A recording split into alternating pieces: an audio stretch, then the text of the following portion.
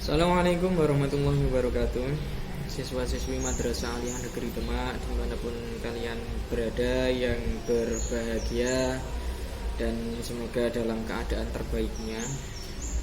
Kemarin kita sudah membahas mengenai pembunuhan, kisos, diat, kafarot, itu ada di sana. Cuman untuk kisos, diat, dan kafarat nampaknya akan ada penjelasan lebih lanjut yang akan kita bahas pada pagi hari ini. Untuk kisos, kemarin kisos itu kita sebut sebagai balasan bagi mereka yang melakukan tindak pidana pembunuhan maupun penganiayaan. Dalam hukum Islam sendiri, syarat-syarat kisos itu ada beberapa. Pertama saya sebutkan yaitu orang yang dibunuh terpelihara darahnya, atau orang yang dianiaya terpelihara darahnya. Artinya apa? Dia memang benar-benar orang baik, bukan karena dia dibunuh atau dia dibalas itu bukan karena dia telah melakukan tindak kejahatan, tapi murni karena si pembunuh atau kita yang melakukan pembunuhan itu kita atas dasar tidak suka. Tidak sukanya entah atas dasar apa, karena cinta ditolak jadi nafsu bertindak misalkan. Nah itu juga atas dasar tidak suka. Yang lain Pak, misalkan gimana Pak, kamu tiba-tiba benci dengan teman kamu terus membunuhnya. Pak, kalau tidak benci ya, kalau tidak benci nggak mungkin kamu membunuh ya kan. Pasti nanti membunuhnya itu membunuh yang tidak sengaja, bisa jadi seperti itu. Qatlul sibhul amdi boleh, qatlul khata juga, maksudnya ke tindakan itu enggak ada diskusi. Lanjut, pembunuh orang yang balik dan berakal. Pak, nak urung balik berarti tidak dapatkan kisos Pak? Tidak, anak kecil nggak mungkin itu mendapatkan kisos. Dan perlu diketahui, anak kecil itu kan belum bisa membedakan antara yang baik dan yang salah. Manakala dia membunuh berarti orang yang mendidik dia yang salah. Kenapa anak tersebut dididik untuk menjadi pembunuh? Pak, kalau yang tidak berakal, kalau kamu kepengen membunuh dan tidak mendapatkan hukuman kisos, ya silakan untuk tidak berakal. Otomatis gila, ya gilalah kamu. Kan nggak mungkin orang waras-waras pengen gila. Lanjut, antara pembunuh dengan yang dibunuh itu bukan ayah dan anak. Jangan dibalik. Ayah bunuh bapak, ini kena kisos, nggak boleh. Durhaka malah. Bapak matani anak ora masalah, anak gawe-gaweane dhewe, paten-pateni dhewe ora apa-apa. Maksudnya tidak apa-apa di sini adalah tidak mendapatkan kisos. Hak anak tersebut malih masih miliknya bapak. Kan? Lanjut, antara yang dibunuh dengan yang pembunuh itu sama derajatnya. Sama derajatnya bagaimana ya? Sama-sama manusia. Bukan manusia dengan jin, manusia membunuh jin, membunuh setan yang tidak dapat kisos. Itu derajatnya udah berbeda. Dan lagian manakala terjadi hal demikian pasti itu karena ada sesuatu hal. Pak, katanya jin dan setan itu tidak bisa mati Pak, tapi kan bisa dianiaya. Lanjut, kisos dilaksanakan atau dilakukan dalam hal yang sama. Nak nyawa ya bales nyawa, ilangi irung ya dibales ilangi irung, nyulek moto ngantek picek ya diganti micekake moto. Ngiris kuping Pak, ya ganti iris kupinge. Untune dipotol Pak, ya ganti potol untune. Kisos pokoknya dilakukan dalam hal yang sama. Kemarin sempat ada yang bertanya kepada saya perihal diat kalau nggak salah ya. Pak, diat mughaladah dan diat mukhafafah itu apa Pak? Bagaimana Pak? Nah ini jawabannya itu sekarang. Diat dibagi menjadi dua. Diat pertama yaitu diat mukhafafah, diat kedua yaitu diat mughaladah. Diat mukhafafah dan mughaladah sama. Artinya sama apa? Dalam hitungan banyaknya. Maksudnya gimana Pak? Ukuran diat kita hitung berdasarkan unta. Kalau berdasarkan rupiah nanti semakin naik. Karena satu onta itu kalau dulu bisa dihargai 10 juta, sekarang sudah bisa dihargai 50 juta. 30 sampai 50 juta. Ya, satu ontanya. Itu onta dewasa. Nah, ini. Antara diat mukhafafah dengan diat mughaladzah sama-sama nominalnya adalah 100 onta. Diat mukhafafah dibagi 100 onta tadi dibagi menjadi 5 jenis, sedangkan diat mughaladzah hanya 3 jenis. Diat mughaladzah 3 jenis tersebut berarti hitungannya adalah 30 30 40. Kalau diat mukhafafah 100 dibagi 5 ketemunya adalah 20 20. Rinciannya seperti apa, Pak? Rinciannya nanti akan saya lihatkan dalam video. Nanti ada durasi sekitar 1 menit untuk kalian mencatat rinciannya. Oke? Oke.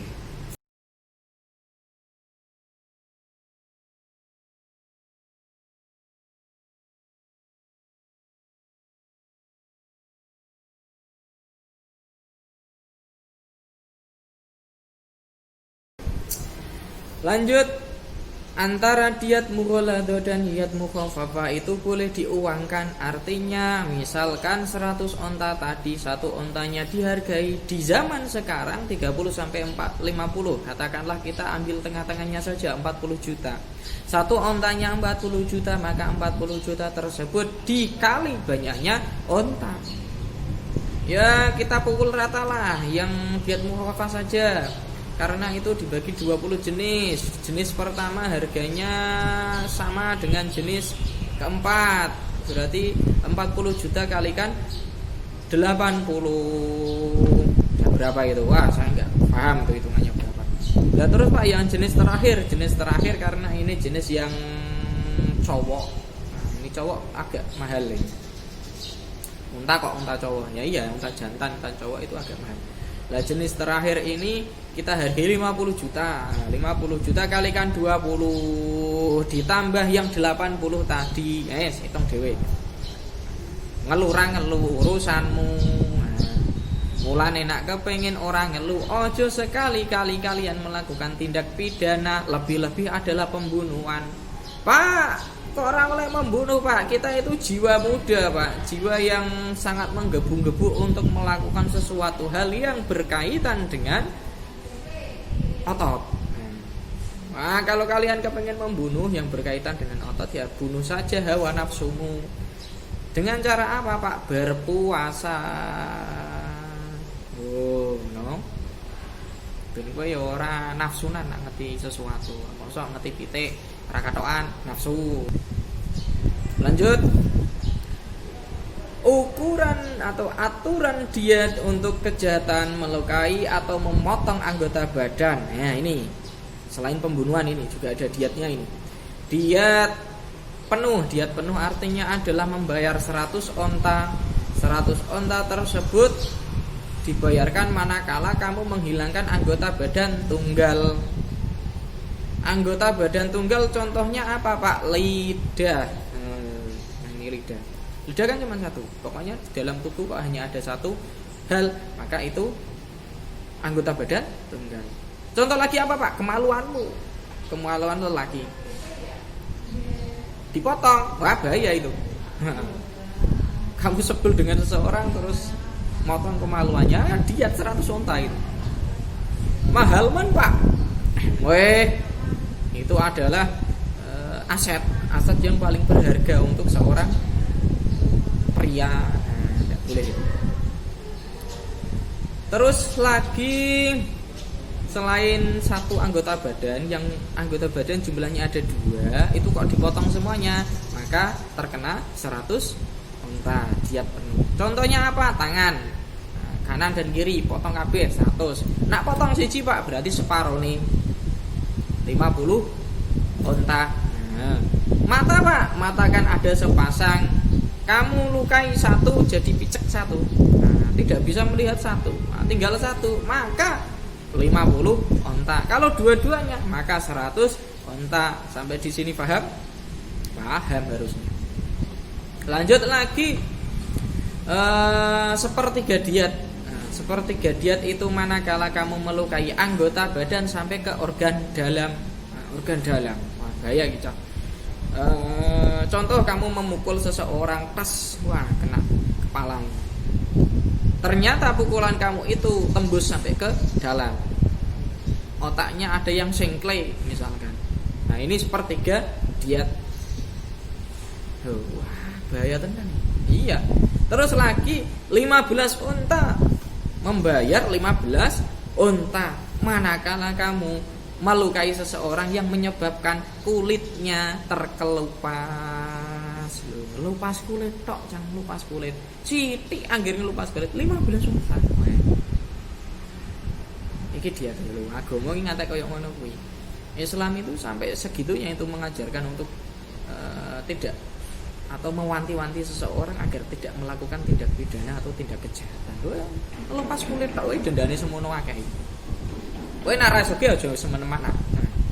Wong sugih pun ra oleh semena-mena. Emane 15 unta termo kanggo ganti kulit sing terkelupas. Sithik wae rasake akeh.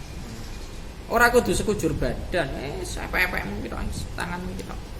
Set. Bahaya. Lanjut lagi, membayar 10 unta manakala kamu memutuskan satu jari. Nah, jari telunjuk potol siji 10. Lah Pak, kalau jari kaki sama. Nak potol telu Pak, berarti telung puluh. Kalikan saja. Wah, iki kesempatan iki ngerjani koncoku wae ya. Aku nggawe masalah terus tak kon nugel tanganku. Wah, aku ben entuk unta 10 dadi sugih mendadak. Wah. Mbok aku lemah can. Lanjut, membayar 5 unta manakala kamu melukai seseorang hingga giginya potol atau terlepas.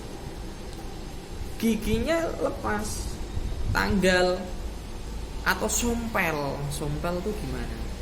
Ya patah tidak terlepas semuanya ya, sompel. Lah ini 5 unta. Wih.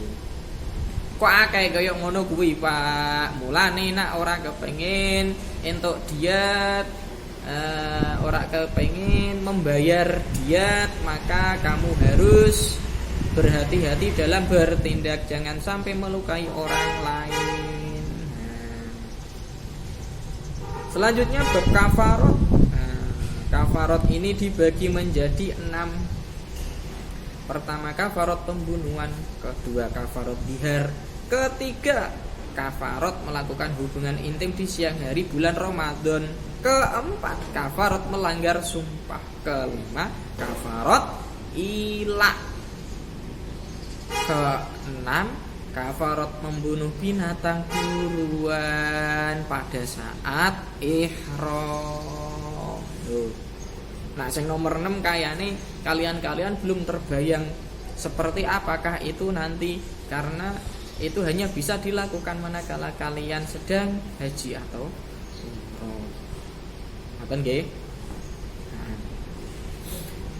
Kafarot pembunuhan jelas yang disebutkan di awal, gitu kan? Yaitu memerdekakan budak yang Islam. Nah, kan? Jika tidak mampu, maka berpuasa 2 bulan berturut-turut, ora oleh bolong. Hanya 2 itu. Lanjut kafarot dihar. Dihar itu apa, Pak? Kalau dalam bahasa kitab itu menyamakan punggung istri, kan? Menyamakan istri dengan punggung ibu sendiri. Nah, itu bahasa dalam kitab-kitab itu begitu. Tapi saya lebih suka membahasakan dengan bahasa yang mudah dicerna, yaitu menyamakan istri seperti ibu sendiri, ibu kandung seorang suami. Nah, tidak boleh itu menyamakan. Kenapa demikian? Wah, penjelasannya harus secara langsung. Kalau secara video kayak gini tidak perlu. Lama nanti itu. Kafarat dihar yaitu berpuasa 2 bulan berturut-turut. Sebelum kamu melakukan ini, sebelum membayar kafarat ini, kamu nggak boleh menggauli istri kamu. Tidak boleh melakukan hubungan intim dengan istri. Oh, bahaya itu. Kalau melakukan hubungan intim dosa. halal Pak. Wah, lah kowe wis bar ngene akeh dihar karo bojomu, nganggep halal-halal wae kok babet-babet sacet-sacet wah itu enggak boleh. Nah, ini harus hati-hati khususnya bagi seorang lelaki. Kalau perempuan jangan sampai kamu memancing suami kamu untuk melakukan foto dihar. Kayak gitu ya. Oke. Pertama tadi adalah berpuasa 2 bulan berturut-turut. Kedua, manakala kamu tidak mampu. Kedua, memberikan makan 60 fakir miskin. Luwih gampang. Mong ya tetap ora enak. Lanjut, kafarat hubungan biologis atau hubungan intim di siang hari pada bulan Ramadan. Pertama, sama dengan kafarat dihar, ya. Ditambah sama dengan puasa kafarat dihar ditambah puasa sebanyak kamu melakukan hubungan intim, jumlah harinya sebanyak jumlah hari kamu melakukan hubungan intim. Nah, gue misalkan hubungan intim di hari Senin, maka kamu ya harus mengganti lagi 1 hari, itu berarti kamu harus mengganti 1 tambah 1 hari. Contoh misalkan berpuasa 2 bulan berturut-turut ditambah 1 hari, karena di hari itu tadi kamu melakukan hubungan. Nah, gitu ya. Kok memberikan makan 60 fakir miskin? Nah, misalkan gitu ya berarti tambah puasa 1 hari. Terus kafarat melanggar sumpah. Kafarat melanggar sumpah yaitu memberi makan 10 fakir miskin, atau memberi pakaian 10 fakir miskin, atau memerdekakan budak. Jika tidak mampu, maka berpuasalah 3 hari berturut-turut. Nah ini, jangan sekali-kali kalian itu mudah untuk melafalkan kalimat sumpah. Saya bersumpah. Nah ini kalau kalian tidak mampu untuk menjalankan sumpah itu, atau kalian melanggar sumpah kamu, maka kamu harus membayar kafarat dulu. Nah, kalau tidak membayar Pak, ya dosanya sampai kamu mati dibawa terus. Oke. Kafarat ilah. Kafarat ilah yaitu sumpah suami untuk tidak menggauli istri dalam masa tertentu. Oke. Lupa enak kok malah rak gelem. Nah, misalnya gitu, jangan dikira itu seperti itu, karena kalau sudah berumah tangga suami istri kadang itu sok emosi itu sok keluar dengan sendirinya, maka harus sangat berhati-hati. Kalau perempuan ya jangan sampai menyulut emosi. Kalau si cowok atau lelaki ya jangan kalian mudah termakan emosi, sehingga mudah melafalkan atau mengucapkan kalimat-kalimat yang pantang atau tidak boleh diucapkan. Lah kayak ngene iki, "Was, kowe iki opo isone?" misalnya kayak gitu. "Saya tidak bakalan itu, gauli kowe," misalnya. "Saya tidak bakalan menjimak kamu. Saya tidak bakalan sampai tahun depan," misalnya gitu. Nah, ini enggak boleh. Enggak boleh kayak gini, enggak boleh. Nah, meskipun kamu berniatan untuk tidak melakukan, jangan sampai diucapkan. Ewan ini ternyata di tengah perjalanan kamu sedang kepengin, maka kan tetap bisa melaksanakan. Itu harus berhati-hati, gitu ya. Kafaratnya apa Pak? Sama seperti kafarat melanggar sumpah. Dan yang terakhir kafarat membunuh binatang buruan pada saat ihram, yaitu 1. Mengganti binatang ternak yang seimbang. Binatang ternak seimbang. 2. Atau memberi makan orang miskin, atau berpuasa. Nah ini lebih mudah. Tapi memang ketika ihram itu kita tidak boleh membunuh binatang ya. Meskipun burung kecil itu nggak boleh dibunuh, nggak boleh. Nah, jangankan burung, motel tumbuhan yang ada di sana itu nggak boleh, dilarang. Nah, makanya ketika ihram ya harus benar-benar niatan ditata untuk ibadah lillahi ta'ala. Kalau haji itu ihram ditandai dengan memakai pakaian ihram. Pakaian ihram nak wong lanang kuwi mung 2 lembar kain, nak wong wedok ya padha karo kowe nek meh salat. Dan penjelasan lebih lanjut kita ketemu secara tatap muka. Dari saya mohon maaf manakala ada kalimat atau kata-kata yang kurang berkenan. Sekian, wassalamualaikum.